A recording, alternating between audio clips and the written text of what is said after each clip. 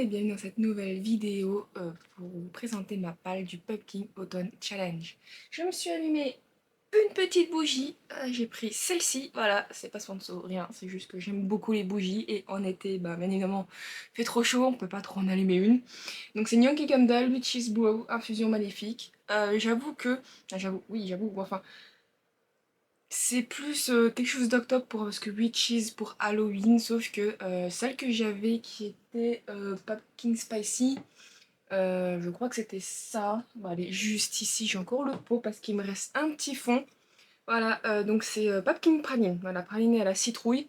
Ben voilà, elle est vide et en fait il faut que je fasse fondre le reste pour mettre dans un plus petit récipient et je vous avoue qu'aujourd'hui, ben, il fait trop chaud. J'ai pas très envie et j'ai pas encore tout le nécessaire pour pouvoir le faire. Donc du coup, je vais faire ça une autre fois. Du coup, bah, j'allume ceux qui me restent. Et du coup, il me reste notamment celle-ci. Bref, voilà. Nouveauté capillaire aussi. C'est vrai que du coup, quand je suis sortie de chez le coiffeur en rentrant, j'ai tourné une vidéo. Et techniquement, ben, c'est la première que je fais. Donc je me suis dit, bah voilà, peut-être petite présentation capillaire. Mais au final, ce sera celle-ci qui paraîtra avant. Voilà, donc ça fait quand même bizarre. Il y a vraiment beaucoup de coupés. Je peux même plus... Hop, à peine les mettre un chouchou, j'ai plus galéré qu'autre chose. Mais bon, bref, on arrête le hors-sujet.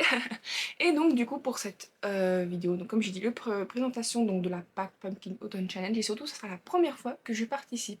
Parce que l'année dernière, quand j'ai un petit peu découvert le Pumpkin Autumn Challenge, ben, c'était fini en soi, j'étais déjà mi-novembre, avec tout ce qu'il y avait. Je comprenais pas aussi, parce que j'ai l'impression que c'était compliqué. Au final, quand j'ai vu des vidéos bien après, finalement, c'était simple, c'est juste moi qui avais compris que c'était compliqué. C'est un peu comme le Cold Winter Challenge où je suis aussi arrivée un peu tard et du coup moi j'aime bien comme commencer, pas en avance mais au moins commencer à peu près dans les temps. Donc même si tout a été annoncé le 3, donc en soi le jour du commencement, donc le temps de se préparer, aussi le temps de voir les pales des autres personnes sur YouTube ou sur Instagram. Je m'en suis parfois un petit peu inspirée parce qu'il y a des livres, vous le verrez, ben, ça n'avait pas trop l'air de rentrer quand je regardais, donc toujours par rapport à Booknote. Moi je regarde toujours par rapport à Booknote pour les thèmes. Et au final, il y a d'autres gens qui l'ont mis. Je me suis dit, s'ils le mettent, c'est que ça rentre dedans, faut que j'arrête de me prendre la tête aussi. Donc voilà, du coup, je vous avoue que au final, l'avantage c'est que c'est du 3 septembre au 3 décembre, si je me trompe pas. Je l'ai pas noté, mais je crois que c'est ça.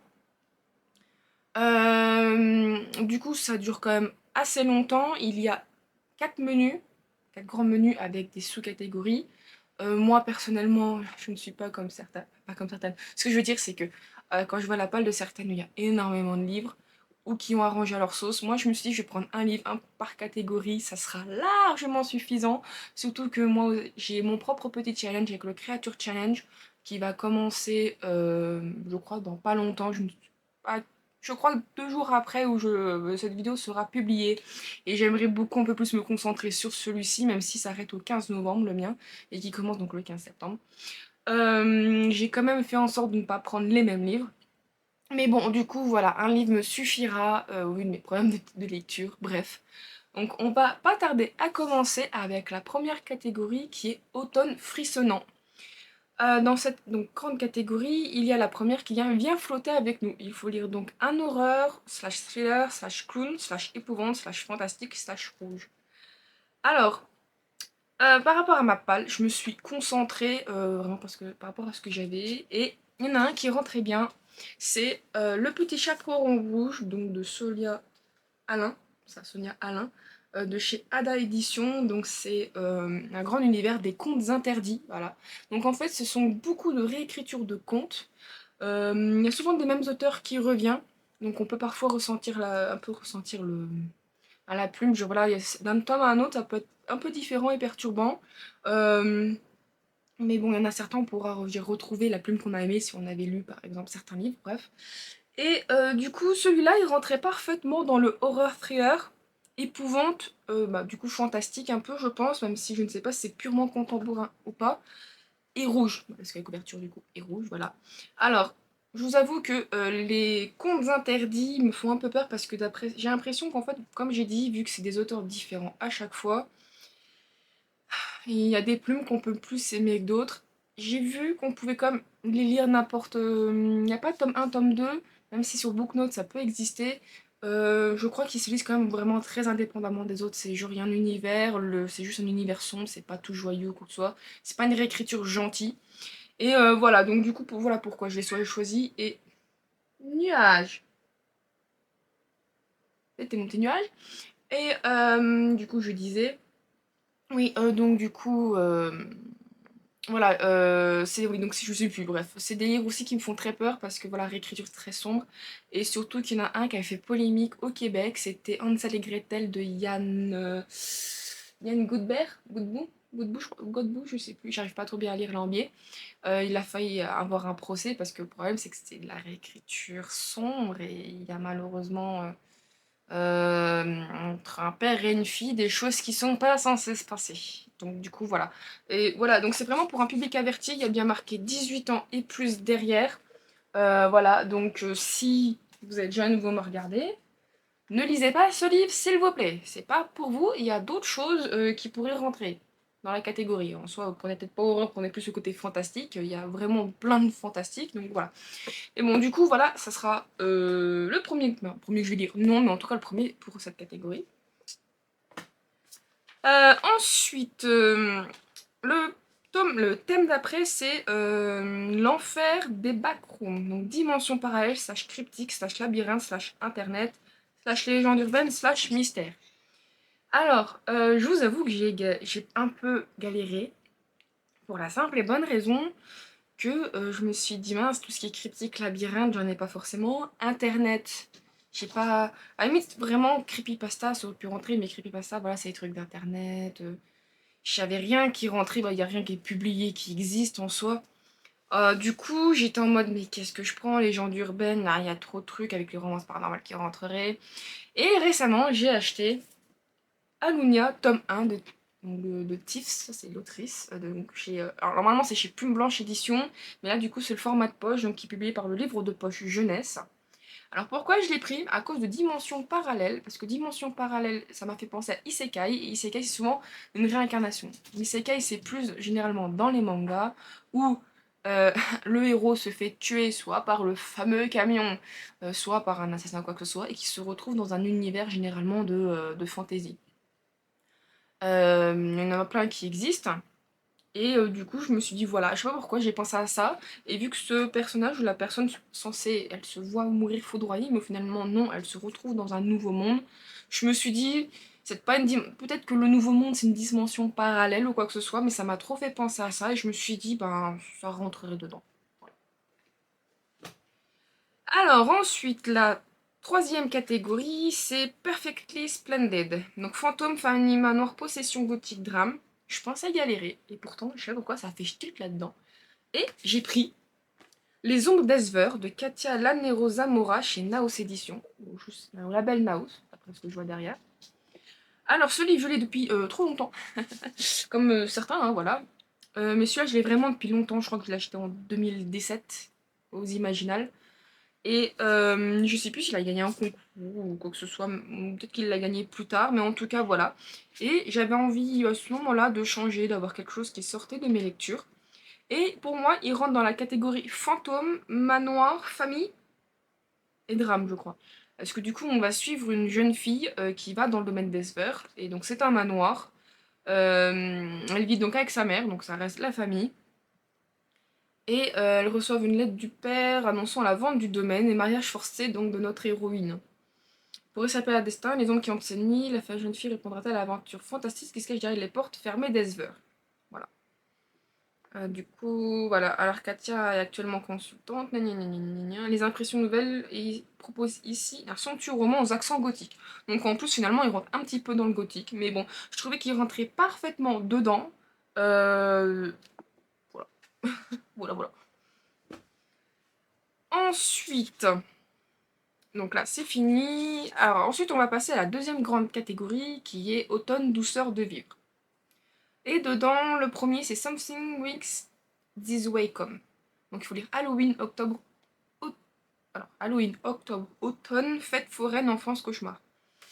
Je voulais lire à la base le premier tome de Caraval, vu que bah, c'est un peu une fête foraine. Je me suis dit, je sais plus comment que c'est en anglais, Carnival, je crois que ça reste une fête foraine en français, je crois. Bref.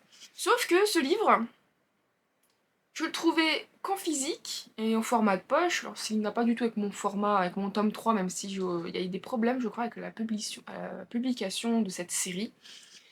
Et du coup, je le trouvais pas en numérique. Ben, du moins, pas légalement. Voilà, je voulais lire Caraval de manière légale et pas illégale. Du coup, impossible de le trouver en e-book, aussi bien sur Amazon Fnac ou des sites légaux. Sinon, c'était en anglais. Moi, je le voulais vraiment en français parce que bon, l'anglais, je galère beaucoup trop pour le moment. Et du coup, je me suis dit, bah laisse tomber, je vais voir autre chose. Il y avait Peter Pan et tout qui rentrait dedans, mais pas le livre que je voulais. Et au final, sur Booknote, il y a des gens qui ont créé déjà au moins le nécessaire pour rentrer la PAC. Et des gens ont mis le livre en question, j'ai dit bah je voulais le mettre, et tant pis, je le mets quand même. C'est Les Disparus du Royaume Imaginaire d'Aiden Thomas chez Sabran Éditions. Voilà, donc moi j'ai le collector. Et en fait pourquoi? Parce qu'en soi c'est vrai que c'est une réécriture de Peter Pan. Donc il est un peu sombre. Je pense pas que ce soit aussi sombre que le Chaperon Rouge, bon, enfin les contes interdits du T+. Ici je pense que c'était un peu pour public averti, peut-être pas, mais pas à ce point. Mais du coup c'est une réécriture vraiment contemporaine et où notre héroïne, je crois qu'elle a été portée disparue, elle est retrouvée toute seule. Et ensuite, 2 années plus tard, d'autres enfants disparaissent. Et en gros, elle, ça la perturbe. Et du coup, elle va essayer de chercher un petit peu de pourquoi, du comment. Voilà. Du coup, je me suis dit, ça reste quand même des enfants enlevés. Donc en fait, tout le côté enfant, c'est vrai que Peter Pan, ça a toujours été un peu le thème de l'enfance, la personne qui ne veut pas grandir. Et même si c'est un côté thriller, mais enfin je me dis même thriller, Halloween, voilà, ça rentrait en fait dedans. Et j'ai galéré, hein, mais je me suis dit, tiens, pour moi tout rentre bien dedans. Du coup voilà, j'ai pas non plus de grandes attentes, parce que, comment dire ça? J'avoue que c'est vrai que avec les belles éditions Sabran, moi j'ai tendance à me jeter un peu, à jeter dessus, à me jeter un peu dessus quoi, me jeter dessus, non, à me jeter dessus. Et malheureusement, des fois, bah, je les mets de côté. J'ai tellement d'autres sorties, je me concentre sur d'autres qui me plaisent plus parce que ça, c'est un peu. Ça branche, je veux pas dire, mais quand je regarde la publication par rapport à la différence qu'il y a de chez De Saxus, j'ai l'impression que c'est du jeunesse, mais je suis pas totalement sûre non plus.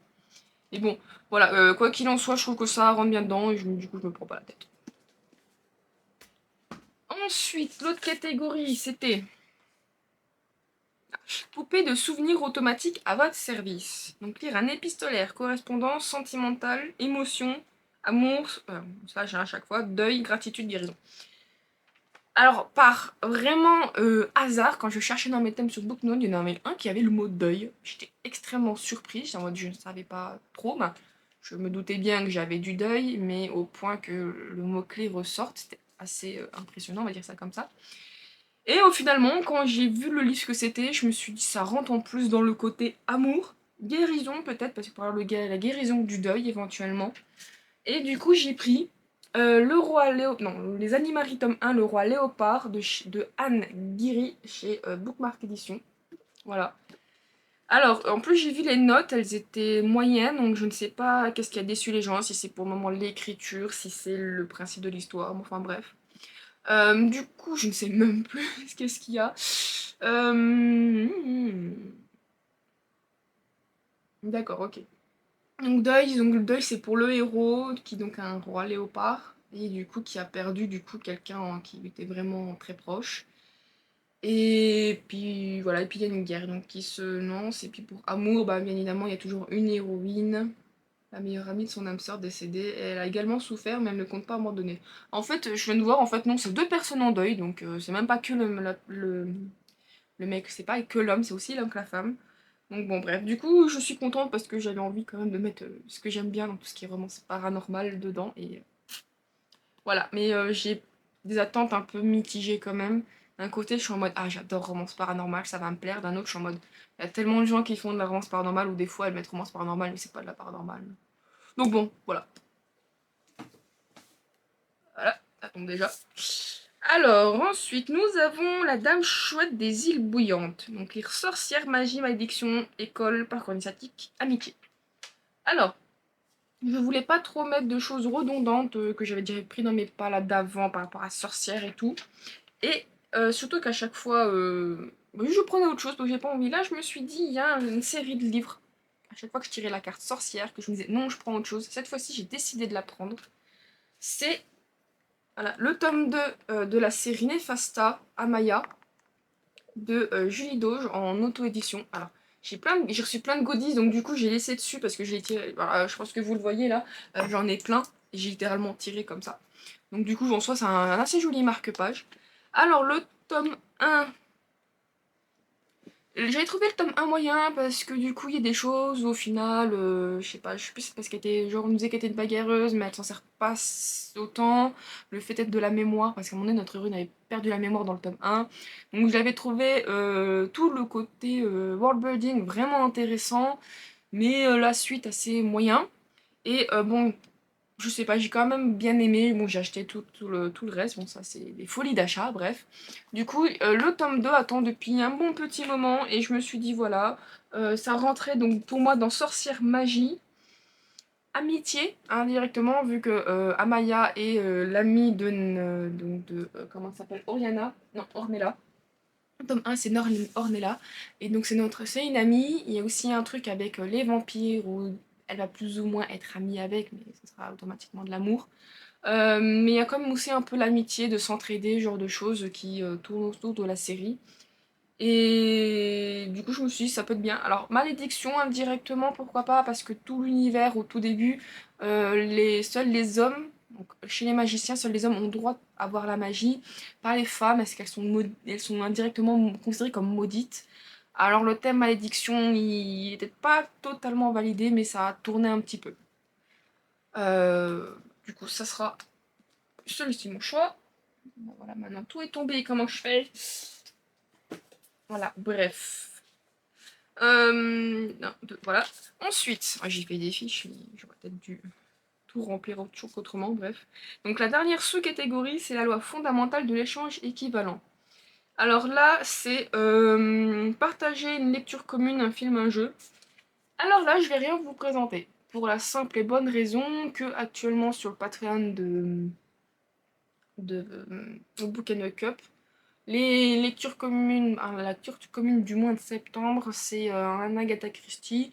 Je n'ai pas envie de participer, je n'aime pas forcément, pas que je n'aime pas forcément Agatha Christie, mais ça m'intéresse pas. Alors, on va plutôt le dire autrement, ça ne m'intéresse pas. J'ai peut-être, je crois que j'ai vu qu'il y avait une lecture commune pour ce magnifique livre que je ne vous ai pas encore présenté. Bon, le book haul paraîtra plus tard. C'est The Night and Its Moon, donc le livre 1 de Peter C.G.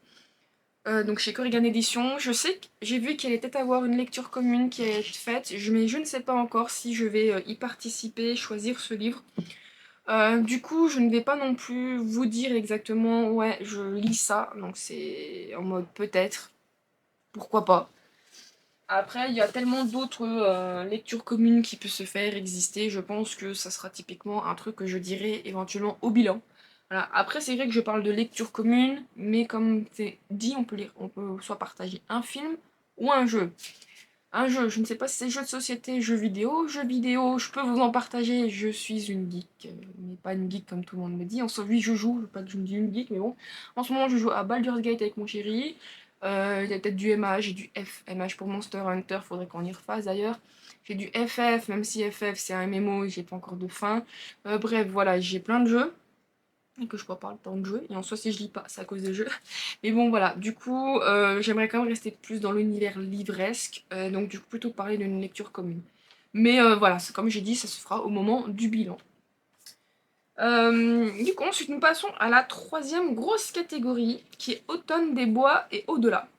Avec, du coup, comme sous-catégorie, pomme alors, c'est le coup de la tarte aux amandes. Alors, c'est marqué amande, bon, alors, je ne sais pas si c'est une erreur, mais tout le monde reprend amande, donc c'est amande, je ne sais pas trop.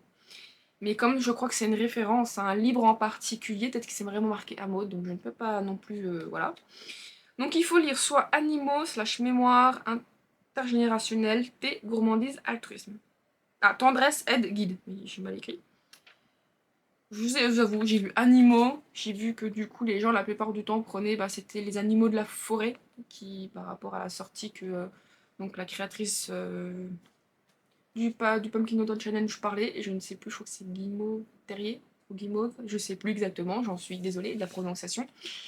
Et du coup, c'est un livre que je devais lire dans ma palle de août, mais c'est l'un des rares où les animaux sont anthropomorphes. Moi, je crois que c'est le seul. Et je parle bien évidemment, voilà, donc de L'ours et la renarde. Donc ça, c'est l'intégrale du tome 1 et du tome 2. Et je ne vais lire que le tome 1, voilà, bien évidemment.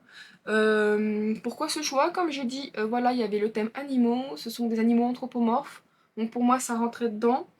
Indirectement thé, parce que je crois que ça se passe un peu à la manière des Japonais où il y a une cérémonie du thé. En fait, l'ours est l'esclave de la renarde, et donc du coup, il y aura sûrement, je pense, une cérémonie du thé ou quelque chose comme ça.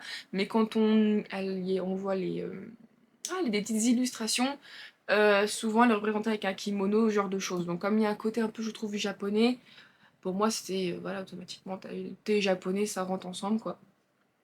Intergénérationnel, je ne sais pas. Mais il y a altruisme aussi, je ne sais pas. Je ne sais plus ce que ça veut dire. Mais parce qu'au vu de la série, vu que ça parle d'esclavagisme, de libération, que la renarde, voilà, elle veut faire des choses pour les esclaves, bref, je me suis dit que voilà, peut-être qu'il y a des choses à les rentrer dedans. Mais enfin, au moins déjà sur les animaux étaient, je dirais, donc le tome 1. Et ça, si on vous demande, déjà j'en ai déjà parlé, mais c'est l'intégrale collector, donc on peut acheter sur le site de l'autrice, mais des fois il faut regarder parce que c'est pas tout le temps en stock, mais elle le refait tous les quelques temps. Voilà. Sinon, évidemment, vous pouvez l'acheter sur Amazon en brochet. Mais du coup, c'est pas un intégral, c'est un livre à chaque fois sur Amazon. Ensuite, il y avait Légende de la Hache Noire. Il fallait lire un livre médiéval, chevaleresque, quête, épopée, illustrée, fantasy. Alors, j'avais peut-être éventuellement de quoi lire en médiéval, mais j'avais pas envie. Tout ce qui est quête en général, plus ou moins, la plupart de fantasy ont chacune une quête, donc j'étais en mode c'est un peu trop général. Épopée illustrée, épopée, je trouve que c'est un peu trop, je sais que c'est une signification particulière, je voulais pas trop. Illustrée, j'étais en mode illustré, c'est trop vague. Fantasy, c'est trop vague aussi, mais j'ai beaucoup de fantasy. Donc, je me suis dit, allez, je vais prendre plus sur le terme de la fantasy. Et quitte à ne pas pouvoir encore lire Carnaval, je me suis dit, au moins, allez hop, je vais prendre Il était une fois un cœur brisé de Stéphanie Garber chez De Saxus Éditions. Alors, comme je parlais juste de Carnaval, parce que je ne sais pas si c'est dans le même univers que. Parce que je crois que j'ai vu que c'est à peu près dans le même univers que Carnaval. Mais j'espère vraiment, parce que j'ai un peu peur de ça, c'est que je sois obligée de lire Carnaval avant de lire Il était une fois un cœur brisé. Pas qu'au final c'est un monde qui s'entrecroise ou que les événements de Carnaval aient une incidence là au moment de Il était une fois un cœur brisé et qui fait que ben je peux avoir peut-être des problèmes de compréhension si je me mets à lire Carnaval après. Mais bon, je vais pas non plus attendre ça de chacun de mes livres d'avoir lu la bonne série avant. Je me suis dit, celle-là n'a pas l'air vraiment d'être à mort d'avoir lu Carnaval pour pouvoir lire celle-ci. Donc du coup, je l'ai pris vraiment pour le côté fantasy médiéval, je ne pense pas. C'est vrai que des fois, dans certaines fantaisies, c'est très médiéval. Mais là, j'ai pas l'impression. Mais bon, je ne suis pas non plus sûre à 100% vu que je ne l'ai pas encore lu. Du coup, voilà, bon, ça rentre qu'une catégorie, mais c'est déjà pas mal, ça rentre dedans. Ensuite, il y avait, donc ça c'était la deuxième, là la troisième sous-catégorie c'est la mélodie infernale de la corne de chasse. Monstre, créature, viverne, expédition, aventure. Alors, le terme viverne est assez souvent mal compris par les gens, euh, parce qu'un dragon n'est pas forcément une viverne, mais en fait je sais que j'avais vu une belle image, et comme je joue à Monster Hunter, où du coup justement on parle souvent de viverne. Et bah, il y a des monstres qui sont des vivernes parce qu'en fait, en fait une typologie très particulière. Et quand on voit un dragon n'est pas un viverne, et une viverne n'est pas un dragon. Mais les gens font parfois l'amalgame. Une viverne, si je me trompe pas, voilà, dans Monster Hunter, la viverne la plus connue, c'est un Ratalos, ou la Raciane. Comme si on dit le Raciane, mais la Raciane est la femelle du Ratalos, bref. Les vivernes n'ont que deux pattes, et les ailes sont indirectement leurs mains aussi. Voilà, ce qui font qu'ils marchent donc sur leurs deux pattes. Tandis qu'un dragon, souvent, ils ont leurs quatre pattes plus des ailes, ou voire 4 pattes, mais la quatrième et 2 pattes d'avant font presque un peu main, comme ça. Donc, du coup, je me suis dit, je vais en profiter de cet amalgame de Viverne, parce que ça, en soi, un dragon reste un monstre, slash une créature. Et un livre que je voulais lire, que j'ai pas pris l'occasion, et que j'en ai déjà parlé, c'est Le Dernier Draé. Voilà, le tome 1, Pacte de sang, ou c'est Pacte de sang, un tome 1, Dernier Draé. Je ne sais plus, je crois que non, je sais plus. À chaque fois, je me trompe, c'est ouf, comment je ne suis pas douée. Je crois que c'est ça. Je crois que c'est ça, c'est Le Dernier Draé, tome 1, Pacte de sang. Bon, du coup, on dehors que c'est une collector que j'adore, que j'ai déjà ce livre à cause de la couverture, mon format normal. Du coup, il faut que je me débarrasse. Voilà, du coup, je l'ai pris pourquoi? Parce que notre héroïne se fait plus ou moins capturer pour certaines raisons à cause d'une histoire de résistance et que celui qui la capture est en fait, je crois, un dragon. Ou en tout cas, c'est pas un dragon, mais c'est les créatures qui sont capables de se transformer en dragon. Donc je me suis dit, ça reste. Je me suis dit, soit dans l'histoire et dans la fantaisie, dans cette fantaisie, ils considèrent que les personnes capables de se transformer sont des monstres. Donc ça peut, en mode, les genres de racistes ou des trucs comme ça. Donc je me dis, ça peut rentrer dedans. Mais en tout cas, ça reste une créature et une viverne. Donc voilà pourquoi je l'ai rentré. Et puis, en soi aussi, notre héroïne vit une aventure. Donc ça valide quand même plusieurs mots-clés. Ensuite, donc la terre... Non, ça c'est quoi, fondamental Non, ça c'est non. J'ai déjà lu. Voilà, donc la dernière sous-catégorie de Automne des Bois et au-delà est Rocket Raccoon on the Run. Donc ça fait très référence, je pense, au Gardien de la Galaxie 3, que je n'ai pas vu, parce que je n'ai de toute façon pas vu le 2. Je ne suis pas forcément... Ah, depuis que l'acte 1 est terminé, j'ai un de l'acte 1. La grande phase du MCU est terminée avec Endgame. Je ne regarde plus du coup déjà de Marvel. Et puis bon, vu la qualité qu'il y a, ce genre de choses, je suis en mode laisse tomber. Et le cinéma coûte cher, bref. Quoi qu'il en soit, en dehors de ça, donc ça fait très référence à c'est Rocket qui s'appelle dans le petit raccoon. Donc à Rocket qui je crois vit. Il y a de la maltraitance animale dans le film, des expériences faites sur lui. Donc je pense que ça fait référence à ça. Je crois, je ne suis pas sûre si c'était des extraits de. Comment on appelle ça? De trailers que j'ai vus. Donc je ne spoil rien vu que je ne l'ai pas vu. Et du coup, les mots-clés sont mutation, expérience scientifique, SF, donc pour transition, chasseur de primes, gardien, galaxie. Voilà. J'ai une amie, enfin je me suis fait une connaissance, bref, c'est un autre sujet, qui m'avait parlé justement d'un livre où notre héroïne travaille en tant que secrétaire, elle est approchée par l'État, machin chose, pour aller dans un laboratoire qui fait des expériences scientifiques sur des humains, et qui ont donc, je crois, subi des mutations. Et ce livre, c'est Hybride, avec donc, le tome 1 Rage de Laurane Donner, donc chez Milady Édition. Voilà. Et en fait, la manière qu'elle me l'a vendu, je vous avoue que j'étais en mode. Mais c'est. Pas que c'est génial, mais la manière dont elle me l'a vendu, j'étais en mode ouais, c'est le prochain Billy qu'il faut que je lise, quoi. On a fait autre chose, bref. J'ai lu autre chose, je veux dire. Et voilà, du coup, oui, elle est. Donc, il y a bien des expériences sur des sujets humains en leur injectant l'ADN pour créer une nouvelle espèce. Donc, il y a vraiment le côté mutation. Donc, c'est des humains qui, du coup, vont pouvoir se transformer un peu à la manière de loup-garou. Je sais pas comment ça, des métamorphes, voilà. Manière d'un métamorphe. Et donc, pour moi, ça valide le côté mutation, expérience scientifique. Je sais pas si on pourrait dire SF, vu qu'on parle de mutation, de fait de muter. Mais bon, je pense que là, je cherche un peu trop loin. Mais déjà, ça en valide deux. Et du coup, c'est parfait. Ensuite, pour la quatrième. Alors, la quatrième, elle est un peu plus compliquée. Façon de parler, alors c'est automne rayonnant, la grosse catégorie, et la sous-catégorie c'est Will Always Find a Way. Donc avec cristaux, facettes, singularité, diversité, inclusivité, feel good. Alors il y a un livre, je viens de le précommander au moment où je tourne la vidéo, donc qui est censé, je pense le recevoir euh, avant que cette vidéo soit postée, bref, vous avez compris. Et ce livre, c'est, je fais encore une autre feuille, Legend and Latte de Travis Baldree chez Macmillan Libri. Alors, Macmillan Libri, on connaît pas, ça n'existe pas. En fait, si, c'est juste que quand j'ai regardé sur la FNAC, le prix du brochet en français était au même prix que la collector en VO en anglais, mais enfin voilà, Ça coûtait 20 € chacun. Et ben du coup c'est une collector, donc version reliée, voilà, une image sympa et tout. En plus la couverture que je préférais en soi en français, elle est, quand on ouvre la première page, elle est littéralement dessus, sans les gens de la thé ou quoi que ce soit, donc on a vraiment un côté belle illustration. Et moi qui essaie de lire en anglais, même si je dis souvent que je galère, je me suis dit que ça pouvait très bien, voilà, ça rentre très bien dedans parce que du coup c'est une orque qui était donc une barbare et qui, je crois, a ramassé assez d'argent et finit par ouvrir un café. Donc du coup il y a un côté un peu, un peu voilà, tout doux, donc dans le feel good, donc ça rentre dedans. Et aussi le fait que je crois inclusivité parce qu'il y a, et diversité parce qu'il y a plusieurs espèces, que le but du café c'est donc c'est vraiment un coffee shop. C'est que ben, du coup tout le monde est accueilli, donc voilà, tu payes et tu bois, il n'y a pas de souci. Je crois qu'il y a un peu aussi une romance FF avec la serveuse.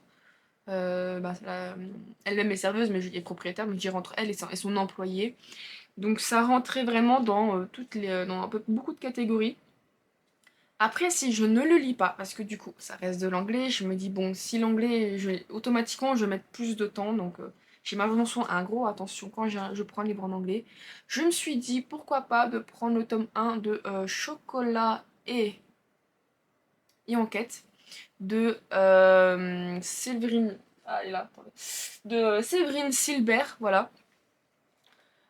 Qui du coup s'y a fait un feel good, et du coup c'est plutôt c'est un feel good cozy mystery, où du coup nous suivons une enquêtrice qui, voilà, a raison de quelques enquêtes, mais qui est aussi très maladroite.